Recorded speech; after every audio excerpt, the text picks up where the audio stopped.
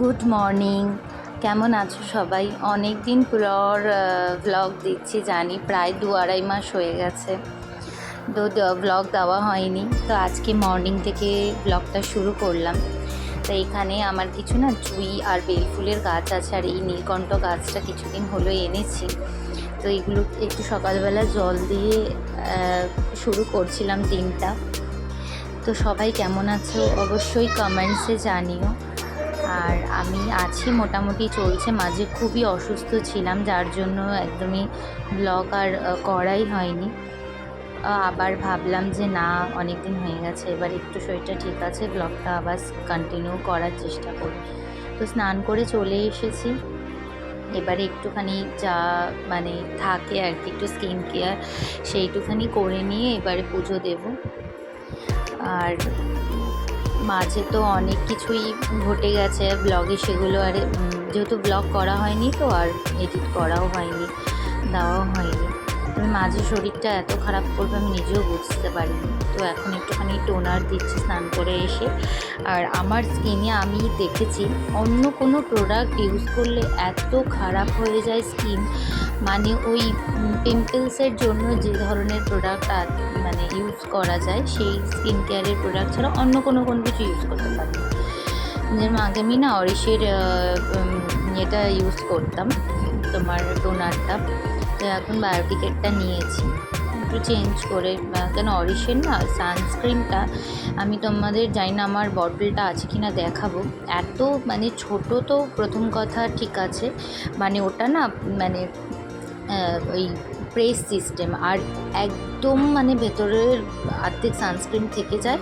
আর তোমার ইউজ করলে পরে মানে মানে বেকার অতটা জিনিস নষ্ট হয়।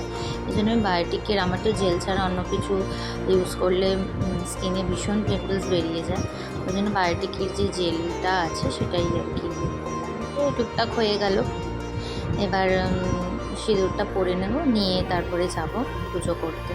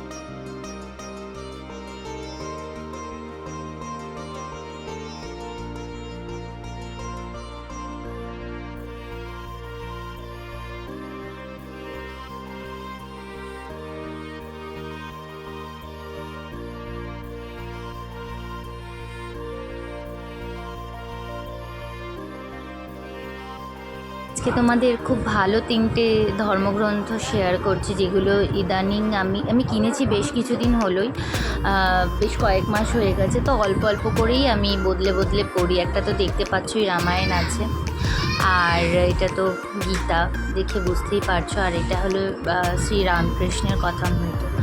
তো একটুখানি এগুলোই মাঝে মধ্যে উল্টে পাল্টে পড়ি। আর এখন যেটা দেখাচ্ছি দেখো, সন্ধ্যাবেলাতে আমার মেয়ের আবদারে কেক বানাতে হবে, এর জন্য চলে এসেছি। প্রথমেই ড্রাই ফ্রুটসগুলো, আমন্ডস, তারপরে খেজুর ছিল, আর কিশমিশ আর কাজু বাদাম সমস্তগুলো না আমি একটু ধুয়ে নিয়েছি। কেন দেখবে তোমার নাটসের মধ্যে না ধুলো থাকে, যার জন্য আমাদের কিন্তু অ্যালমন্ডসটা ভিজিয়ে খেতে বলে। তো ওই জন্য আমি একটু ধুয়ে এই শুকনো কাপড়টার মধ্যে একটু জল ঝরানোর জন্য ফ্যানটাও চালিয়ে দিয়েছি ডাইনিংয়ে, একটু শুকোচ্ছিল। তারপরে না এই ড্রাই ফ্রুটসগুলোকে আমি একটুখানি ছোট ছোট করে, খেজুরের তো দানাটা ছাড়িয়ে নিচ্ছি। ঘরে খুব সিম্পল ওয়েতে কীভাবে কেক বানানো যায় সেটাই আমি তোমাদের সঙ্গে শেয়ার করছি। ভালো লাগলে অবশ্যই কমেন্ট করে জানিও। একজন বাংলাদেশের একজন মানে ওখানে হয়তো ওনারা আপু বলেই বলে, আমার খুব ভালো লেগেছে, মিষ্টি লেগেছে। উনি এর আগের ভিডিওতে কমেন্ট করেছিলেন, তো উনি আমার ভিডিও ওখান থেকে দেখেছেন এত দূর থেকে, এর জন্য আমি সত্যিই মানে আমার ভীষণই ভালো লাগলো। তো ওই আজকে ওই জন্য বলছিল মিষ্টি অনেক দিন ধরে যে মা একটু কেক বানাও না। তো আমি বললাম ঠিক আছে, না অনেক দিন হয়ে গেছে কেক বানানো হয় না, ঠিক আছে তাহলে একটা কেক বানিয়ে দিই। আজকে বিকালে টিউশনও ছিল না, যার জন্য আমি ঠিক আছে না আজকে একটুখানি বলছি যখন, তাহলে একটুখানি আজকে কেকটা বানিয়ে দিই। তো এইগুলোকে এখনই ছোটো ছোটো পিস পিস করে কেটে নেব। কেটে নেওয়ার পরে এবারে হলো মেন যে কেক বানানোর প্রসেসটা, সেটা তোমাদের সাথে শেয়ার করছি। ক্যামেরাটা না একটুখানি ঘুরে গেছে, মানে সেটটা ঠিক করে করতে পারিনি, এই জন্য আর কি একটুখানি অসুবিধা হচ্ছিল। তো এখন এই ড্রাই ফ্রুটসগুলোকে আস্তে আস্তে ছোটো ছোটো করে চপ করে নেব। তো আমি ব্ল্যাক রেজেনটাও নিয়েছিলাম, ওই কালো কিশমিশ যেটা, ওইটা না তোমরা যেটা আমার এর আগে একবার যে জিনিসটা হয়েছে, সেটা কালো কিশমিশের মধ্যে না মানে ওই কিশমিশটার মধ্যে দানা থেকে গেছিলো, কিন্তু এবার আমি এটা দেখেই নিয়েছি। কেন কেক বানানোর সময় না দানা মানে সিড দেওয়া যে কিশমিশটা, ওটা মুখে পড়লে না ভালো লাগে না। তো তোমরা যারা যারা এই ব্ল্যাক রেজেনটা নেবে সেটা দেখে নেবে, যে দোকানে কেনার সময় না দেখে নেবে যে দানাটা যেন না থাকে। দানাটা থাকলে একদমই কেকের সময় একদমই খেতে ভালো লাগে না।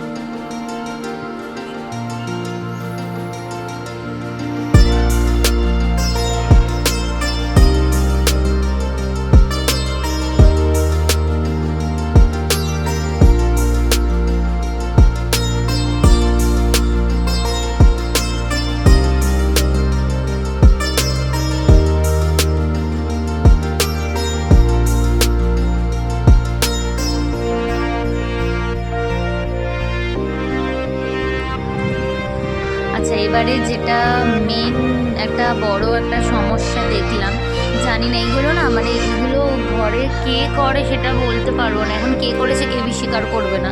আর আমার মেয়ে এত দুষ্টু, মানে কি বলবো, দেখো আমার এই কেক বানানোর যে মানে এটা ছিল ব্লেন্ডারটা, আমি মাকে জিজ্ঞেস করছি যে এইটার মানে যে যে কি বলবো, যেটা দিয়ে আর কি ব্লেন্ড করা হয়, সেই যে দুটো স্টিক থাকে স্টিলের, সেই দুটো মানে আমি খুঁজছি, আমি পাচ্ছি না। বক্সের মধ্যে মেশিনটা আছে কিন্তু ওই দুটো কাটাই নেই। তো এখন আমি কেকটা বানাবো, কীভাবে বানাবো বলো। এখন আমার ওই হ্যান্ড যে ব্লেন্ডার আছে ওইটা দিয়ে, মানে ফোমটা তো ভালো হয় না, ওই যে মানে কেকের যে মেশিনগুলোতে ফোমটা ভালো হয়, এটা আমাকে এখন হ্যান্ড ব্লেন্ডার দিয়ে এই যে প্রথমে এই যে ডিম নিলাম, ডিমের সাথে তোমার তুমি যদি 1 কাপ ময়দা নাও তাহলে 1 কাপই চিনি নেবে। যেহেতু আমি এতগুলো মানে ড্রাই ফ্রুটস অ্যাড করছি, তো এই কারণে আমি চিনিটা আমি 1 কাপই নিয়েছি, আমি কিন্তু 2 কাপ ময়দা নিয়েছিলাম। তুমি তোমার চায়ের কাপের আন্দাজে নেবে, কোনো অসুবিধা নেই। এ দেখো ডিমটা আমি ভালো করে ফেটিয়ে তার মধ্যে এই 1 কাপ চিনি গুঁড়ো করে দিয়ে দিলাম বাটিটার মধ্যে, দিয়ে এবারে এটাকে আবার আমি ভালো করে এটাকে আবার মানে ব্লেন্ড করে নেব। মানে ব্লেন্ড করতে করতে জিনিসটা একটু ফোমি ভাব আসে, এটা না ব্লেন্ডারের হ্যান্ড ব্লেন্ডারে তো অবশ্যই ভালো হয়। আর তার সাথে আমি দিয়েছিলাম বাটার চিনি আর হলো তুমি মানে তেল যদি দাও তাহলে বাটার দেওয়ার দরকার নেই, আর ময়দা। আর ময়দার জায়গা যারা ময়দাটা তো পরে দেবে, আগে বাটার দেবে, ডিম দেবে আর চিনিটা দিয়ে ভালো করে ওটাকে ব্লেন্ড করে তো নেওয়ার পরে ওটা যখন একটু ফোম টাইপের একটু হয়ে যাবে, মানে একটু ফ্লাফি টাইপের হয়ে যাবে, তখন তুমি এটাকে তার সাথে এবারে ময়দাটাকে চেলে অ্যাড করে দেবে। এটাকে আমি ভালো করে যতক্ষণ না পর্যন্ত তিনটে জিনিস ভালো করে মিশে যাচ্ছে, তখন আমি এটাকে ভালো করে ব্লেন্ড, দেখো ক্রিমি একটা টেক্সচার চলে এসছে। এটা আরও ব্লেন্ডারে করলে না, মানে কেক বানানোর যে মেশিনটা দেখলে ওগুলোতে করলে পরে আরও বেশি ভালো হবে। তো এই যে আমি দুটো ডিম ইউজ করেছি, যেহেতু আমি 2 কাপ ময়দা দিয়েছি তাই 1 কাপ ময়দা দিলে একটা ডিমই এর বেশি লাগে। তো এটাকে আমি যতক্ষণ পারছি হাতে কিন্তু একটু দম লাগবে প্রেশার দিয়ে ভালো করে এটাকে করে নেওয়ার চেষ্টা করছি। এটা যতক্ষণ তুমি ভালো করে মিক্স করতে পারবে ওটা তত বেশি ফ্লাফি হবে আর কেকটাও খুব ভালো হবে, মানে খুব সফট হবে। তো এইটা এই ব্লেন্ডিংটা খুব ইম্পর্টেন্ট, এটাকে ভালো করে নিতে হবে। এবারে এর সঙ্গে এবারে মাইক্রোওভেনটা আমি আগে প্রিহিট করার জন্য সেট করে নিচ্ছি, তার কারণ মাইক্রোওভেনটা কী হবে, এটি কনভেকশন মোডে, তোমাদের যার যেরকম মাইক্রোওভেন কনভেকশন মোড অন করে এবারে 180 ডিগ্রিতে দিয়ে তার সাথে এবারে মিনিট দিয়ে, মানে আমি 10 মিনিটসের জন্য আমি এটা দিচ্ছি। 10 মিনিটসের জন্য দিয়ে তুমি এটাকে আগে প্রিহিট করতে বসিয়ে দিলে, কারণ ভেতরটা গরম না হলে তুমি যখন কেকটা পুরো ব্লেন্ড করে যখন দেবে তখন কিন্তু সেই ইয়েটা অতটা ভালো লাগবে না। এবারে যেইটার মধ্যে মানে কেকটা ভালো রেডি হবে না। তুমি যদি কড়াইতে করো বা প্রেশার কুকারে করো, ওটাকেও আগে তোমাকে গরম করে নিতে হবে, নুন দিয়ে দেবে ভেতরে, নুন দিয়ে ওটাকে একটা ছোটো একটা স্ট্যান্ড বসিয়ে তার মধ্যে এটা বসিয়ে দেবে। তবে এই ধরনের যে মানে লম্বা ধরনের যে ইয়েগুলো কেক বানানোর টিনগুলো, এইগুলো কিন্তু প্রেশার কুকারে ঢোকে না, মানে পুরো ফ্ল্যাট প্রেশার কুকার না হলে তাতে খুব অসুবিধা হয়। তো সেই জন্য মাইক্রোওভেনেই আমি এটা দিয়ে দিয়েছি, মাইক্রোওভেন করতে পারি, এটার জন্য অসুবিধা হয় না। তবে গ্যাসের ওভেনেও কিন্তু ভীষণ ভালো কেক হয়, তো গ্যাসের ওভেনেও যদি করতে পারো ভীষণ কোনো অসুবিধা নেই। আমি ওইটা দেখলে ওর মধ্যে তেল দিয়ে একটু অয়েল ব্রাশ করে আর সামান্য একটুখানি ময়দা ছিটিয়ে, আমার কাছে বাটার পেপার ছিল না, বাটার পেপার লাগেও না, এইভাবেই করা যায়। আর ওই 2 কাপ ময়দা আমি এটাকে চেলে নিচ্ছি, নিয়ে তারপরে ওই কেকের মধ্যে দিয়ে দেবো।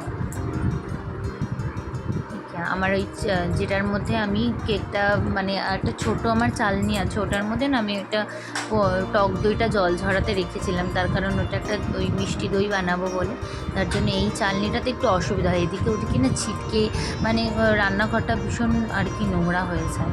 তো এটাকে আমি ভালো করে ব্লেন্ড করে নিয়ে কেকের ব্যাটারটাকে রেডি করে নেব।